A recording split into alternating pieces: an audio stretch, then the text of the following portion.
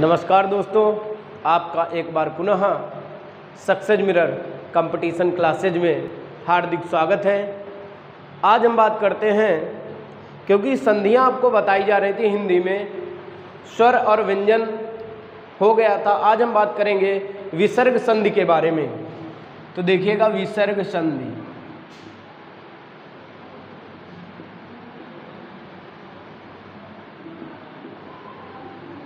विसर्ग संधि, आज हम लोग बात करेंगे विसर्ग संधि के बारे में। और विसर्ग संधि में आपको पता होना चाहिए, विसर्ग जब कोई भी व्यंजन या कोई भी स्वर विसर्ग के माध्यम से जुड़ता है तो उस संधि को हम लोग क्या बोलते हैं? विसर्ग संधि। विसर्ग का मार्ग भी आपको पता है, चिन्ह भी आपको पता है, कुछ इस प्रकार का हम लोग बनाते हैं। ठीक है, तो आप लोग परिभाषा लिखिएगा। जब विसर्ग का मेल, जब विसर्ग का मेल, लिखिए भाई, जब विसर्ग का मेल स्वर अथवा व्यंजन किसी के साथ, स्वर अथवा व्यंजन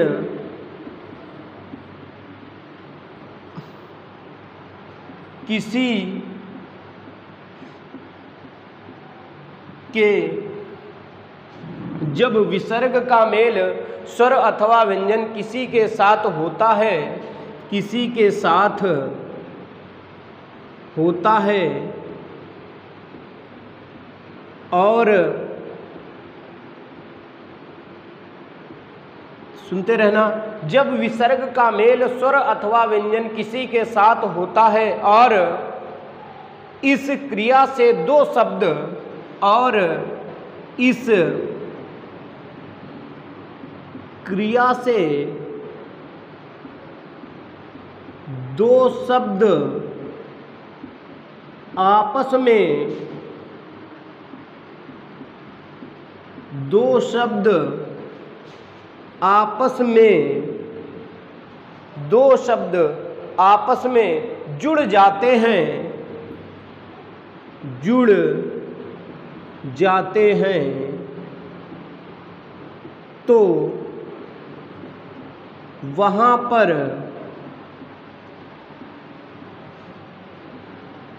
विसर्ग संधि होती है।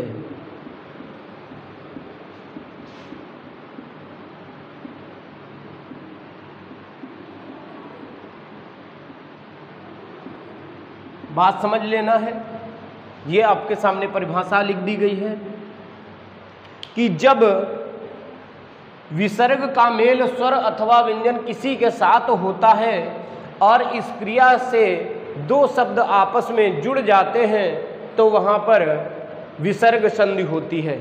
ठीक है, जैसे आपके सामने कोई एग्जाम्पल लिख दिया जाता है, उदाहरण, जैसे आपके सामने कई सारे उदाहरण लिख दिए जाएंगे। जैसे लिख दिया जाएगा निहि प्लस मम, निहि प्लस मम,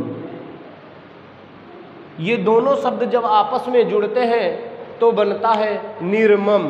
ये जब दोनों शब्द आपस में मिल जाएंगे तो क्या बनेगा भाई? निर्मम। क्योंकि विसर्ग किस में बदल जाता है? रा में बदल जाता है, आदि रा में बदल जाता है और शब्द बन जाता है निर्मम। ऐसे ही आता है निहि प्लस आकार, अगला है निहि प्लस आकार,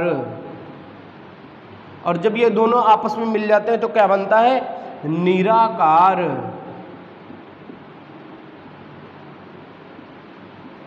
बात समझ गए हो? तो विसर्ग संधि, ठीक है, जब विसर्ग का मेल स्वर अथवा व्यंजन किसी के साथ होता है और इस क्रिया से दो शब्द आपस में जुड़ जाते हैं तो वहां पर विसर्ग संधि होती है। तो बात इतनी क्लियर हुई। अब इसके कुछ रूल्स हैं, कुछ नियम हैं, तो उनको नियम को देखिए और सीखिए और समझने का प्रयास करिए। ठीक है भैया, इसको लिख लीजिए आप लोग।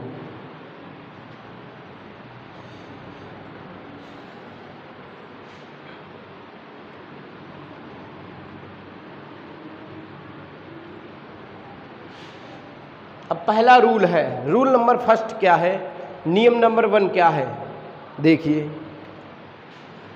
नियम नंबर 1 क्या है?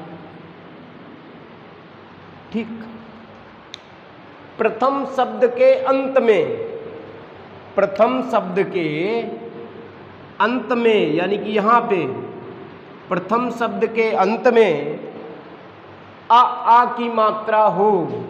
पहला है आ की मात्रा हो, और दूसरा है आ की मात्रा ना हो, की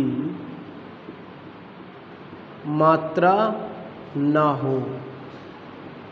ठीक है, प्रथम शब्द का जो अंतिम अक्षर होगा उसमें आ की मात्रा हो या आ की मात्रा ना हो, तथा दूसरे शब्द का प्रथम अक्षर, ठीक है, दूसरे शब्द का प्रथम अक्षर किसी भी वर्ग का तीसरा, चौथा, पांचवा अक्षर हो, किसी भी वर्ग का तीसरा, चौथा और पांचवा अक्षर हो। अब वर्ग आपको मैंने बताया था, जब व्यंजन संधि जब आपको वर्णमाला में मैंने बताया था, पिछला वीडियो आप देखिएगा, वहां पर मैंने बताया था स्पर्शीय वर्गीय व्यंजन, क्योंकि वहीं पर 5 वर्ग होते हैं। और मैं आपको एक बार फिर से बता देता हूं, का वर्ग, च वर्ग, ट वर्ग, ता वर्ग और पा वर्ग। अब का वर्ग में कौन आता है? काखा, गाघा, अंगा, चाछा, जाझा, इया, और टाठा, डाढ़ा, ड़ा, ताथा, दाधा, ना, और पाफा, बाभा और माँ। ये आपके 5 वर्ग हैं। 5 वर्ग में प्रत्येक वर्ग में 5 अक्षर होते हैं। तो उसमें ये है पहला वर्ग, किसी भी वर्ग का पहला अक्षर ये है, दूसरा ये है, तीसरा ये है, और चौथा ये है, और पांचवा ये है। और यहाँ पर बात कही गई है विसर्ग संधि में, नियम नंबर 1 में बात ये कही गई है कि पहले शब्द का अंतिम अक्षर उसमें आ की मात्रा हो या आ की मात्रा ना हो, तथा दूसरे शब्द का जो प्रथम अक्षर होगा वो किसी भी वर्ग का तीसरा, चौथा, पांचवा अक्षर हो। अब तीसरा, चौथा, पांचवा अक्षर का वर्ग के ये तीसरे, चौथे, पांचवें अक्षर, और चा वर्ग का ये है, और टा वर्ग का डा है, और ता वर्ग के ये हैं, और पा वर्ग के ये। अर्थात तीसरा, चौथा, पांचवा, मतलब का वर्ग का गा, घा, घा, अंगा, उसके बाद में गा, घा, अंगा, उसके बाद में जा, झा, इया, जा, झा, इया, उसके बाद में टा, ठा, डा, ढा, ड़ा, उसके बाद में ता, था, दा, धा और ना। उसके बाद में है पा वर्ग का है बाभा और माँ। पहली बात ये आपको क्लियर हो गया इतना? ठीक है। अब क्या होता है, दूसरे शब्द का प्रथम अक्षर किसी भी वर्ग का तीसरा, चौथा, पांचवा अक्षर हो, या रा लावा हो, या रा लावा, भैया इनको कहा जाता है अंतस्थ व्यंजन, भी इन्हें कहा जाता है या रा लावा को। या कोई भी स्वर हो, क्या होना चाहिए? कोई स्वर। बात फिर से समझिए, पहले शब्द का अंतिम अक्षर आ की मात्रा हो या आ की मात्रा ना हो।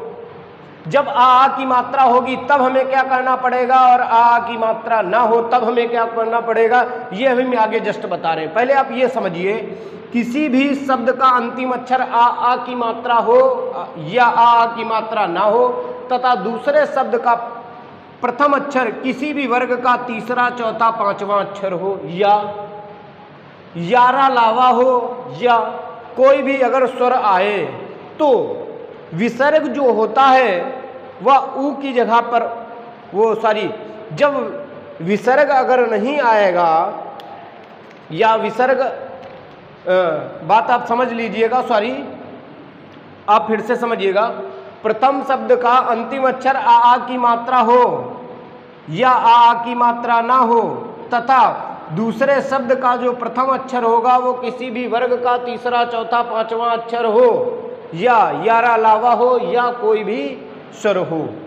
तो ये जब दोनों शब्द आपस में मिलते हैं, अगर आ की मात्रा ना है तो वो रा में बदल जाता है, मतलब आधी रा में बदल जाता है। बताने का मतलब ये है जो विसर्ग है वो किस में बदल जाएगा भैया, वो बदल जाएगा रा में, ये बता रहे हैं, ठीक है। तो ये चीज है। और आ की मात्रा होगी तो वो किस में बदल जाएगा, वो विसर्ग जो होगा वो ऊ में बदल जाएगा या ऊ में बदल जाएगा, ये चीज है। फिर से आप समझिएगा, फिर से आप समझिएगा। जब आ की मात्रा हो तो विसर्ग बदल जाएगा ऊ या ऊ में, और जब विसर्ग आ की मात्रा नहीं होगी तो विसर्ग किस में बदल जाएगा, आधा रा में बदल जाएगा। कैसे, उदाहरण में आपको बता रहा हूं। जैसे आपके सामने लिखा है मनः विकार, मनः प्लस विकार, ये लिखा गया है। जब ये लिखा है मनः विकार, जब ये दोनों आपस में जुड़ते हैं, मैंने कहा था कि जो विसर्ग है, ठीक है, क्योंकि ना में आ की मात्रा निकल रही है ना, और जब आ की मात्रा निकलेगी तो भैया किस में बदल जाएगा, ऊ या ओ में बदल जाएगा, ये बात बताई गई। तो विसर्ग है, ये विसर्ग हटेगा तो क्या बन जाएगा, एक शब्द बन जाएगा मनोविकार। बात क्लियर हुई, ये बन जाएगा। पहला उदाहरण आपको मैंने बता दिया। अगला जैसे आपके सामने लिखा है मनः प्लस योग, मनः प्लस योग। फिर देखिए पहले शब्द का अंतिम जो अक्षर निकल रहा है उसमें आ की मात्रा है, जब हम ना बोलते हैं तो आ उसमें निकलता है, ना आ की मात्रा है, तथा दूसरे शब्द का प्रथम अक्षर या तो किसी भी वर्ग का तीसरा, चौथा, पांचवा वर्ण हो या अलावा हो या कोई भी स्वर हो। यहाँ पे ये भैया क्या निकल रहा है, या निकल रहा है ना, ये शब्द निकल रहा है। जब ये दोनों आपस में मिलेंगे तो क्या बन जाएगा, मनोयोग। बात क्लियर हो गई, आपको आ गया। और जैसे आपके और बताते हैं, जैसे आपके सामने एग्जाम्पल एक बहुत फेमस पूछा जाता है, यशः प्लस दा। अब सा में आ की मात्रा है ना, क्लियर है। सा को जब हम बोलते हैं तो आ निकलता है, और दा ये है, ये लिखा है किसी भी वर्ग का तीसरा, चौथा, पांचवा अक्षर, तो दा है वो ता वर्ग का तीसरा अक्षर है। जब दोनों ये आपस में मिल जाएंगे तो क्या बन जाता है, यशोदा। ठीक है, बात क्लियर हुई, ठीक। अब जैसे ये आपको हो गया। अब जैसे मैं आपको बता देता हूं, जैसे निह प्लस मम आपको दिया गया, एक उदाहरण है निह प्लस मम। देखिए नी, मतलब इसमें आप लोग देख रहे होंगे कि अब इसमें आ की मात्रा भैया नहीं है नी में, अब इसमें मात्रा का है कि आ की नहीं निकल रही। जब नहीं निकलेगी तो किसमें बदल जाता, रा में बदल जाता है। ये बात आपको पहले बताई जा चुकी है। तो ये जब बदलेगा तो भैया क्या हो जाएगा, तो बन जाता है आपका निर्मम। बात क्लियर है। अगला जैसे हम एक उदाहरण आपको बता देते हैं, निह प्लस धन, निह प्लस धन। अब निह मतलब इसमें आ की मात्रा नहीं है, जब आ की मात्रा नहीं होगी तो विसर्ग किसमें बदलेगा, जब दोनों शब्द आपस में मिलेंगे तो विसर्ग किसमें बदलेगा, तो आधी रा में। और जैसे ही ये बदलेगा तो बन जाता है क्या, निर्धन। बात क्लियर हो गई। अगला जैसे हम उदाहरण उठाते हैं, दु प्लस आत्मा, दुह प्लस आत्मा। अब दु प्लस आत्मा, उ आ की मात्रा नहीं है, मतलब उ की मात्रा है, तो किसमें बदल जाएगा, वो रा में बदल जाएगा। तो हम इसको क्या कहते हैं, दुरात्मा। ठीक है, बात समझ गए हो, दुरात्मा, ये चीज है। अब अगला जैसे है दुह प्लस निवार, दुह प्लस निवार। अब ये क्या होगा, दुह प्लस निवार जब होगा तो इसमें आ की मात्रा नहीं होगी, तो ये बन जाता है क्या, दुर्निवार, ये बन जाता है। बात क्लियर हो गई होगी शायद अब आप लोगों को।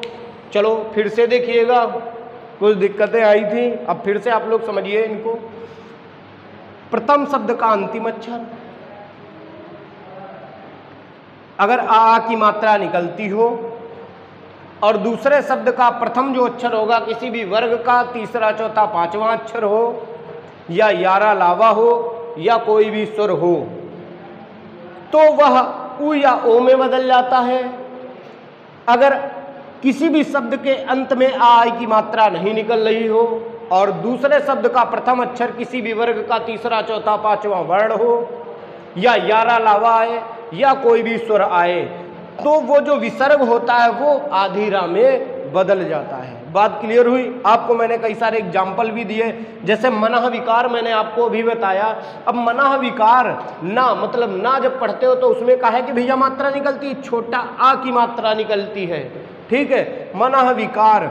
और देखिएगा इधर देखिए, दूसरे शब्द का प्रथम अक्षर वा निकल रहा है। अब मैंने बताया था किसी भी वर्ग का तीसरा चौथा पांचवा अक्षर हो, या यारा लावा हो, या कोई भी सुर हो। अब देखो वा इधर आ रहा है, ये देखो वा आ रहा है।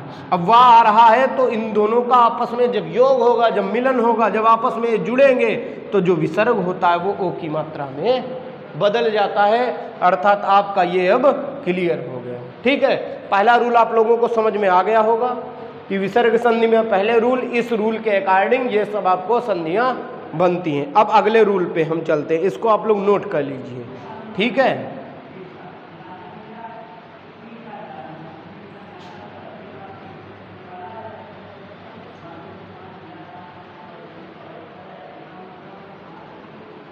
और कई बार आप लोग जब इन्हें प्रैक्टिस करोगे, इस वीडियो को आप लोग बार बार देखोगे, आप लोगों को समझ में आ जाएगा बेहतर तरीके से।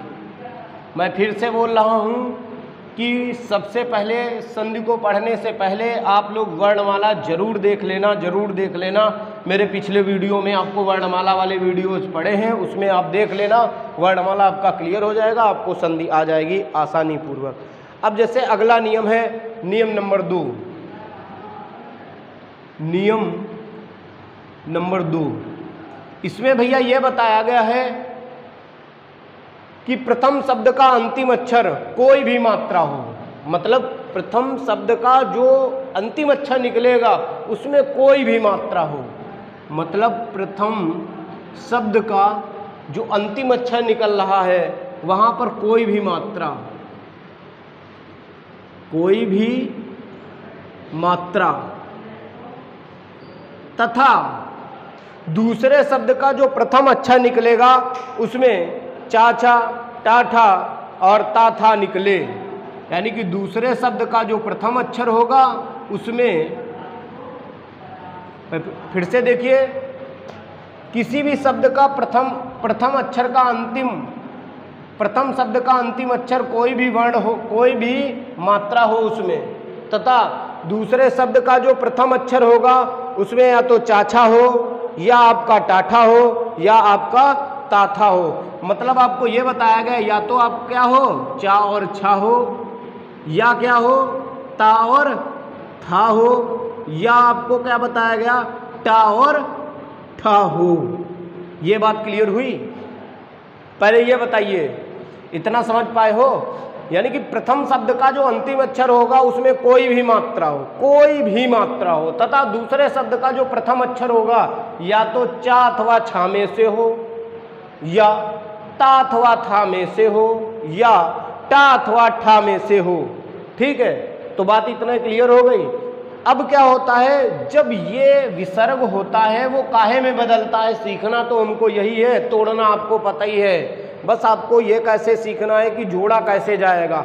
जोड़ना और तोड़ना सबसे बड़ा मायने रखता है। ठीक है, तो आप लोग देखिएगा, ये जब चाचा है इनको हम लोग बोलते कहाँ से हैं? आपको मैंने बताया होगा कि ध्वनियाँ कहाँ से उच्चारित की जाती हैं। तब हमने आपको ये बताया था कि चा और छा जो ध्वनि होती है वो कहाँ से उच्चारित की जाती है, और तब आपको ये शायद बताया गया होगा ये तालु के द्वारा उच्चारित की जाती है। ठीक है, ता और था ये कहाँ से उच्चरित की जाती है? ये दंत के द्वारा उच्चरित की जाती है। टा और ठा कहाँ से उच्चरित की जाती हैं? तो मूर्धा के द्वारा उच्चरित किए जाते हैं। बात ये क्लियर हो गई, ठीक है। अब क्या होता है, जो विसर्ग होता है अगर अंत में चा और छा निकल रहा है तो वो सा में बदल जाता है, ठीक है। अगर लास्ट में ये निकल रहा है तो इसमें ये बदल जाता है। अगर विसर्ग के बाद में अगर दूसरे शब्द का प्रथम अक्षर ता और था निकल रहा है तो वो इसमें बदल जाता है, दंती सा में बदल जाता है, ठीक है। अगर विसर्ग के बाद में दूसरे शब्द का प्रथम अक्षर टा और ठा में से आता है तो वो मूर्धन्य सा में बदल जाता है। बस इसका रूल ये आपको याद रखना है, आपका कभी भी गलत नहीं होगा जीवन में, कभी भी कोई भी संधि पूछ दी जाएगी इससे रिलेटेड से, ये नियम याद रखिए। अब जैसे उदाहरण जैसे बोल दिया जाता है निहि प्लस चय, निहि प्लस चय, ये जब दोनों आपस में मिलेंगे और आपको मैंने बताया कोई भी मात्रा हो, यहाँ पर कोई भी मात्रा है, विसर्ग भी लगा है, विसर्ग भी लगा है, तथा दूसरे शब्द का प्रथम अक्षर चा, चा देखो निकला, ये देखो। अब जब ये दोनों आपस में मिलेंगे तो विसर्ग काहे में बदल जाएगा? आधा सा में बदल जाएगा और शब्द क्या बन जाता है? निश्चय। देखिए भाई बन रहा है, कुछ करना ही नहीं, केवल ये आपको रूल आना चाहिए, और रूल आपको मैं बेहतर तरीके से समझा रहा हूँ और शायद आपको समझ में भी आ रहा होगा। जैसे अगला दिया गया है निहि प्लस चल, निहि प्लस चल, ठीक है। जब दोनों आपस में मिलेंगे तो क्या बन जाता है? निश्चल, ठीक है, निश्चल हो गया। अगला जैसे दिया गया हो निहि प्लस छल, निहि प्लस छल, तो ये बन जाएगा निश्चल। बात समझ रहे हो ये चीज? अगला जैसे मैं आपको बता रहा हूं निहि प्लस तार आ गया, देखो निहि प्लस तार। अब नि प्लस तार, ता देखो निकल रहा है, कौन सी सा में बदलेगा? दंती सा में बदलेगा, तो ये क्या बन जाता है? निस्तार। बात क्लियर है? ऐसे ही आपको और बता देता हूं, जैसे लिखा है निहि प्लस ठुर, निहि प्लस ठुर। अब जब निहि प्लस ठुर बना है, लिखा हुआ है, अब ठा ये निकल रहा है तो एक इसमें मूर्धन्य सा में बदल जाता है, तो ये कैसे लिखा जाता है? निष्ठुर, निष्ठुर। देखो सारे आपको उदाहरण बता दिए गए, दंती सा वाला भी, तालव्य सा और मूर्धन्य सा, ये आपको उदाहरण बता दिए गए। मैं फिर से आपको एक बार और रिमाइंड कराना चाहता हूँ रूल नंबर 2 को। इसमें भैया आपको कुछ नहीं करना है, पहले शब्द का जो अंतिम अक्षर होगा उसमें कोई भी मात्रा हो, तथा दूसरे शब्द का जो प्रथम अक्षर होगा उसमें या तो चाछा निकले, या तो ताथा निकले, या टाठा निकले। तो वह अगर चाछा निकल रहा है तो वो तालव्य सा में बदल जाता है, ताथा निकलता है तो वो दंती सा में बदल जाता है, और टाठा निकलता है तो मूर्धन्य सा में बदल जाता है। ये बात क्लियर हो गई। अब हम आगे की ओर बढ़ते हैं और देखते हैं अगला रूल, यानी कि रूल नंबर 3। तो देखिए भैया रूल नंबर 3 क्या कहता है।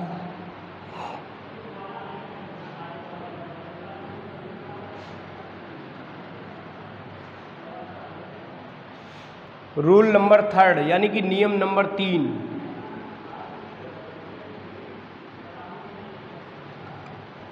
देखो भाई नियम नंबर 3 क्या कहता है। प्रथम शब्द का जो अंतिम अक्षर होगा उसमें आ की मात्रा हो या आ की मात्रा ना हो।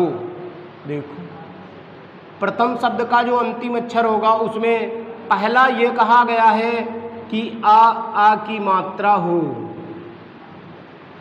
की मात्रा हो, और दूसरा ये कह रहा है पॉइंट इसी में कि आ की मात्रा ना हो। मतलब जब आ की मात्रा होगी तो क्या बनेगा, और जब आ की मात्रा ना हो तो क्या होगा। तथा दूसरे शब्द का जो प्रथम अक्षर होगा, जो दूसरे शब्द का प्रथम अक्षर होगा, या तो का हो, या तो खा हो, या तो पा हो, या तो फिर फा हो, का हो या तो खा हो या तो फिर पा हो या तो फिर फा हो, इसमें से हो दूसरे शब्द का प्रथम अक्षर।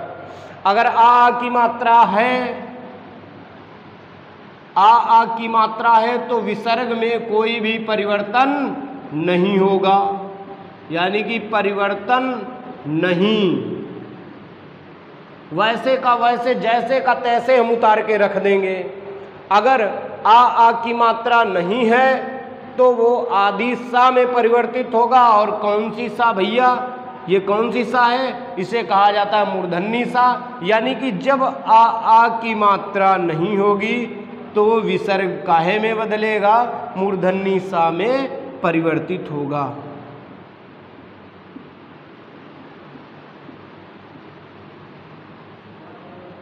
मूर्धन्य सा में परिवर्तित होगा। ये बात क्लियर हो गई। यानी कि पहले शब्द का जो अंतिम अक्षर होगा अगर उसमें आ की मात्रा हो या है तथा दूसरे शब्द का प्रथम अक्षर का खा पा फा में से है तो उसमें कोई भी परिवर्तन नहीं होगा जुड़ते समय, संधि होते समय। तथा आ की मात्रा नहीं है और दूसरे शब्द का प्रथम अक्षर का खा पा फा निकल रहा है तो वह मूर्धन्य सा में परिवर्तित हो जाएगा। जैसे आपके सामने उदाहरण में लिखता हूं, कुछ उदाहरण जैसे लिखा होता है प्रातः काल, प्रातः और काल। अब आप देखिएगा रूल के अनुसार से प्रातः ता में आ की मात्रा निकल रही है ना, तो निकल रही है। दूसरे शब्द का प्रथम अक्षर का निकल रहा है, निकल रहा है। अब विसर्ग है, क्या परिवर्तित होगा, तो भैया नहीं होगा परिवर्तित। और जब नहीं होगा तो हम क्या लिख देंगे, प्रातः काल। बात क्लियर हो गई, ठीक। अब अगला जैसे पाया पान लिखा गया है, कोई एक शब्द है, पाया है प्लस पान है, तो जो पाया है या में क्या निकल रहा है, आ की मात्रा निकल रही है, तो निकल रही है।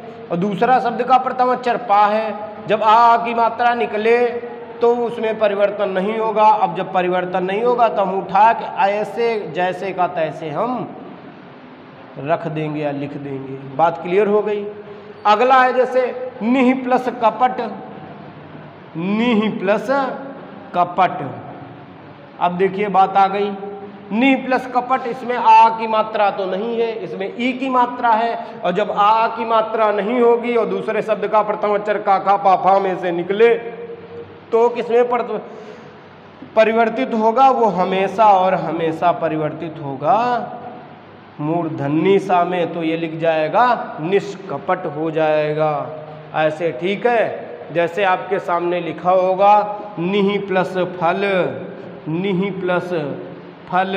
और आपको पता है कि इसमें छोटी ई की मात्रा है, जब छोटी ई की मात्रा निकले तथा दूसरे शब्द का प्रथम अक्षर का खा पा फा में से हो तो वो हमेशा मूर्धन्य सा में परिवर्तित हो जाता है, तो लिख दिया जाएगा निष्फल।